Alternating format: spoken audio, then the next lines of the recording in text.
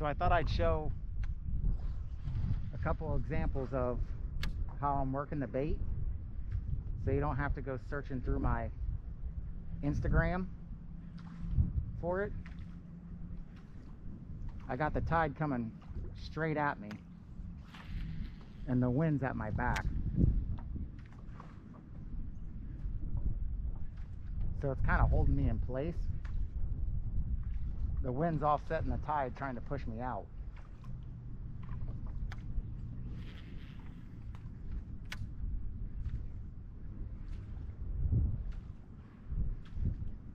One thing I'd always target, that tide is coming straight around that corner, but it loops out and it's coming right through here. So you can see those two end cuts out right up in there in the mangroves. Those snook will sit right in those little dead spots. They don't have to fight the current, and they can sit up underneath those mangroves on high tide and just wait for something to swim by. So I would always hit those dead spots. Sometimes they will be out in this tide. I know people always figure snook to relate to structure, which obviously they do, but don't hesitate to throw out here either, because sometimes they'll face that tide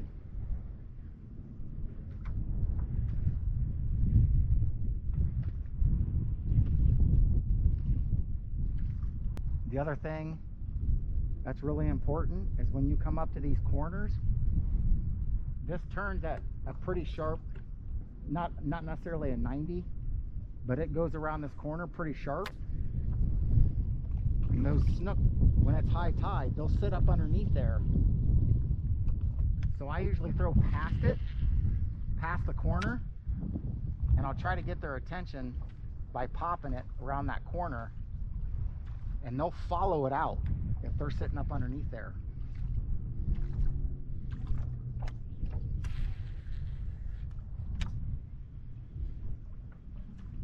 So I try to get as close to the corner as possible, and then just kind of work it out from there.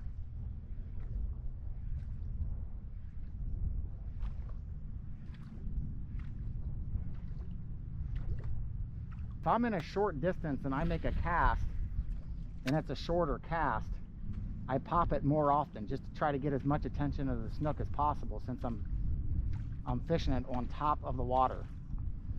If it's a longer cast like that, then I'm going to make more reels than I do pops, so I'll swim it more.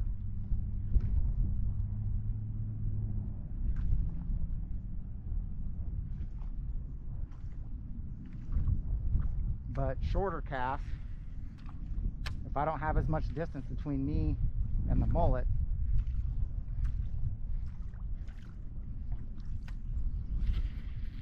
see how that area right there is nice and calm? That's where they'll sit, because that tide's coming straight through. It's not having as much of an effect up in the mangroves.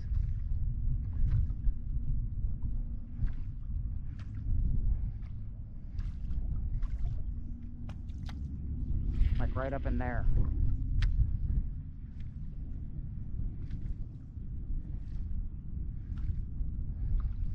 They're going to use that dead water almost like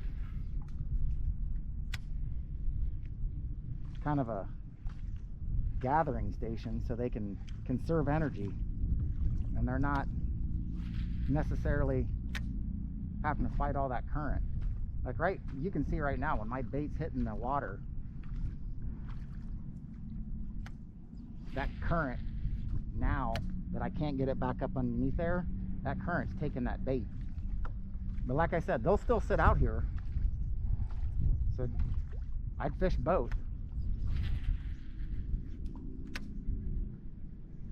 They'll sit right out in this current sometimes, and then obviously if they're up underneath the mangroves, they'll come out and get it too. But on this kayak, extremely difficult for me to get up parallel to the mangroves and fire it down, because I learned my lesson the hard way.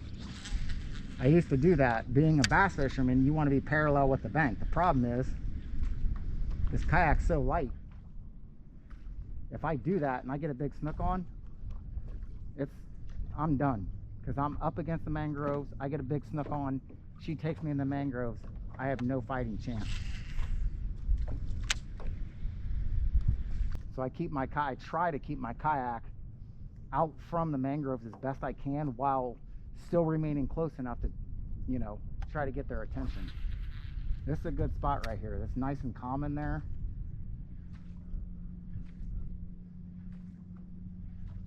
And that current's coming straight down.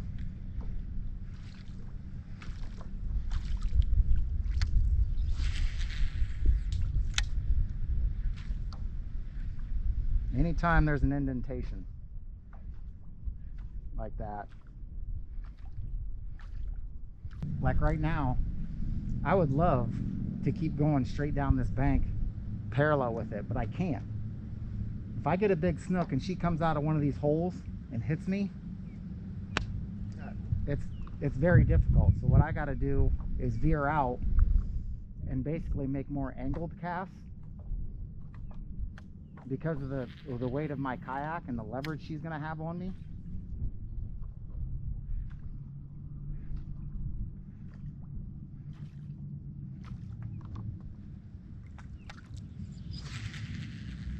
Now, a lot of times in this situation, what I've been doing is switching to my spook, because I'm getting back in here and it's super calm. And just from my experience, what I was talking about is I've seen a lot of them wake up on my bait, and I just think I have a better chance when I can have a bait in my hand, if they're going to wake up on it, that I can stop it, kill it in their face, still working it to get a reaction.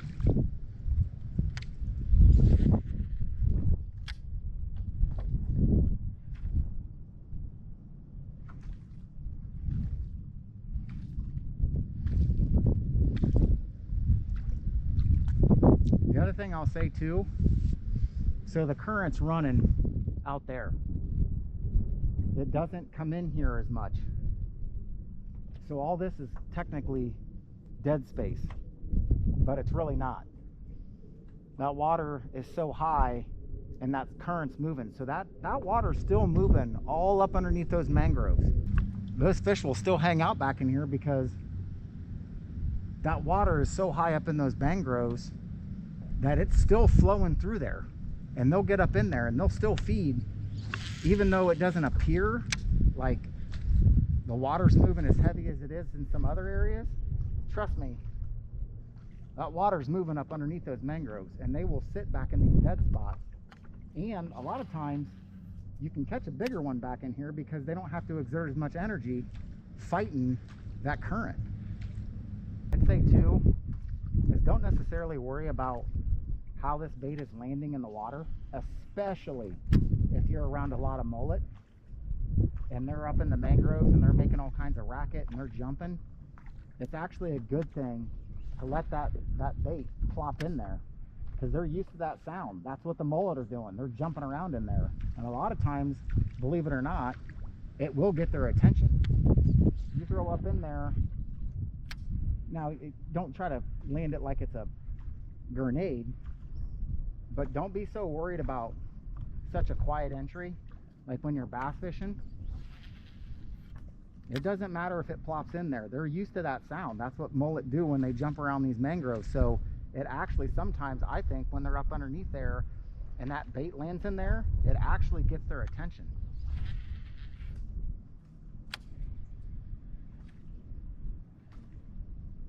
This is another good corner right here coming up. The tide's coming around that corner.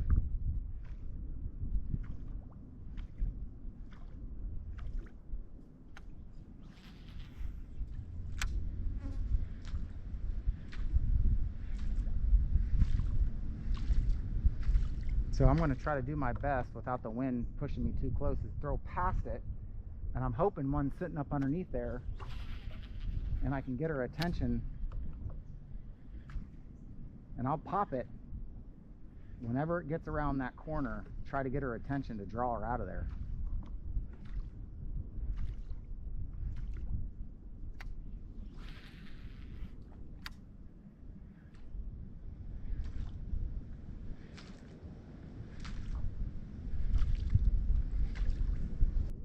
I always try to make parallel casts to it, but I always try to throw out here in the current.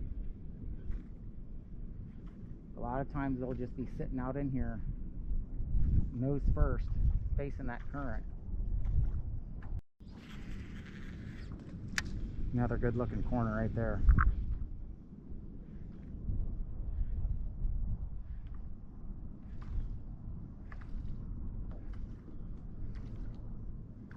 I try to get back in that corner or these little cuts as far as I can, and then I cast. I'll make a cast out in the current just to see if one's sitting out here.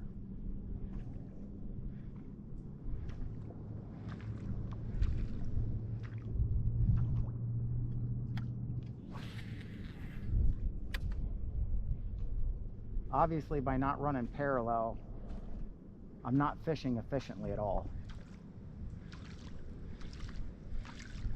Obviously, if I can make a cast straight down and bring it straight in front of any snook that's sitting in there, I have a much better chance than when I'm targeting a specific spot. But it's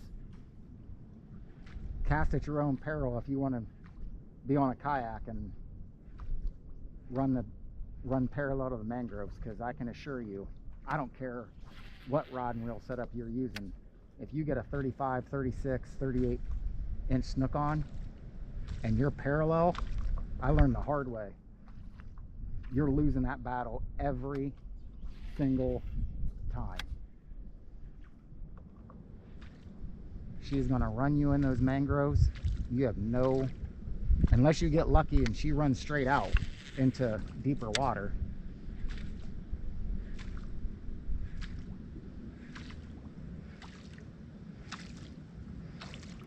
All I do when I come out is I try to get the wind at my back as best I can, and then just see if I can run into a group of snook. And typically, if I get one to come up and commit on this thing, I'll fish that spot.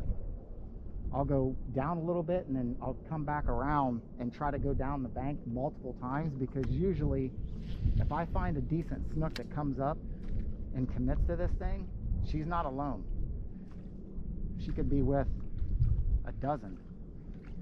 Typically I can get multiple fish in one area.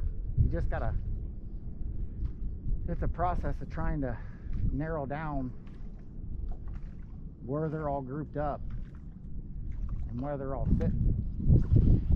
Sometimes, a lot of times I go all night and I may get one commitment. Sometimes I get none.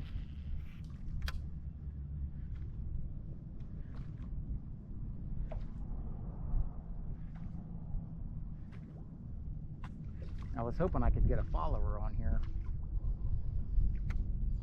to show you a lot of bait up in that corner.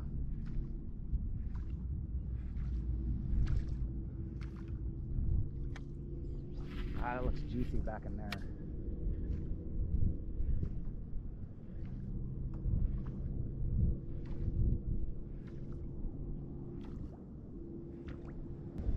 The other thing I didn't mention too is what I like about this bait, at least for me, is it removes all the little stragglers.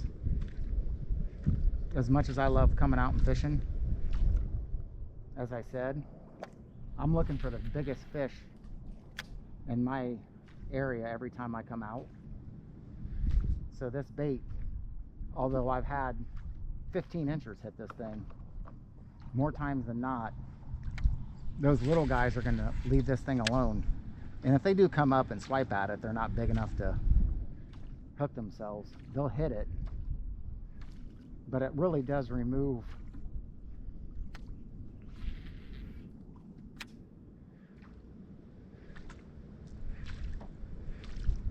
messing around with the smaller fish. Another thing that I like about this bait is when you do get those followers, you know you're in, and even if one doesn't commit to it and you see a big weight come up behind it, again, if I were you, I would slow down a little bit and fish that area. Because if there's one that's coming up and she's following it, there's other fish around her typically.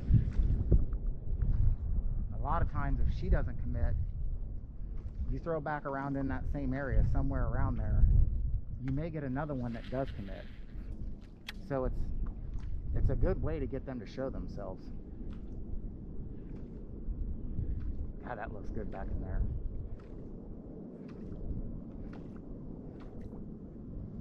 If I was a snook, that's where I'd be.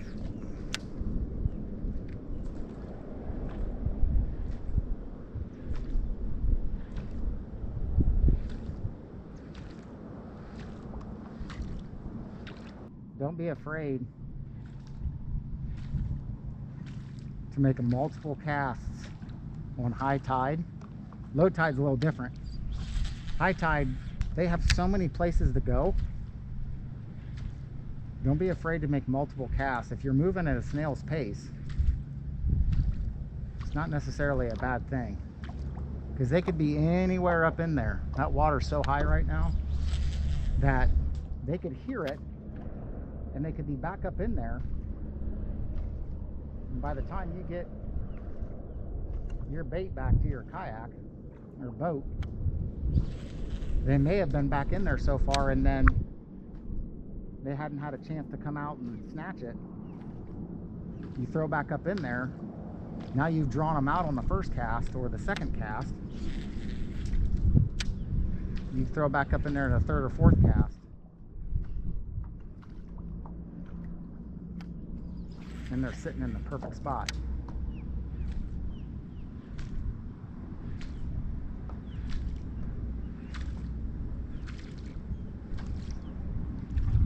This is one of those frustrating nights when all that stuff up in there looks so good and your bait's landing and there's bait fish up there. I'm like, how in the world have I not come across the snook yet? And then all of a sudden, when you've just given up, a 35-incher comes up and smashes it. You can still, even though that this is what you would call a weightless rig, you can swim this thing under the water. For me, the reason I don't do it is because I use a short leader, so they're going to be able to see my braid, and they just get because it's moving so slow, because I don't have weight on it, they can get a really good look at it. And those bigger snook are not dumb. They see it, and like I said, I'm sure you can get hit doing it that way, but those bigger snook, the chances go down when you're just swimming out. You guys probably can't see that, but man, it looks so good when you just swim it normally though.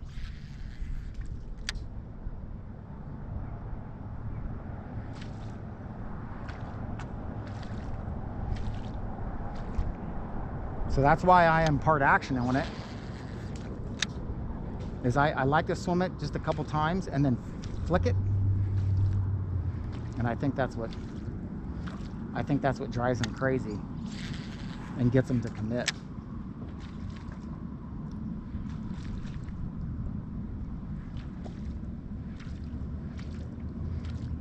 A lot of times when I land it up in there in the mangroves, I'll try to pop it really quick just a couple times. If it's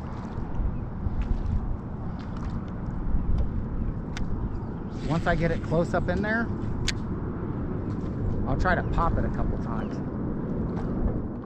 Like I said, this is all high tide, so if they're back up underneath there, I'm expecting them to hear the bait land.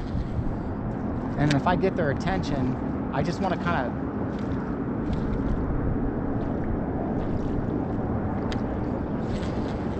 Get it up on top of the surface as fast as possible.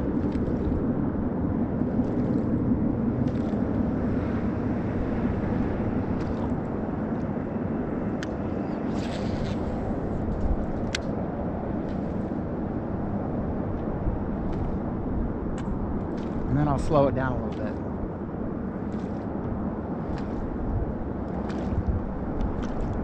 All right, no stuck on the stretch. Let's go get in some current.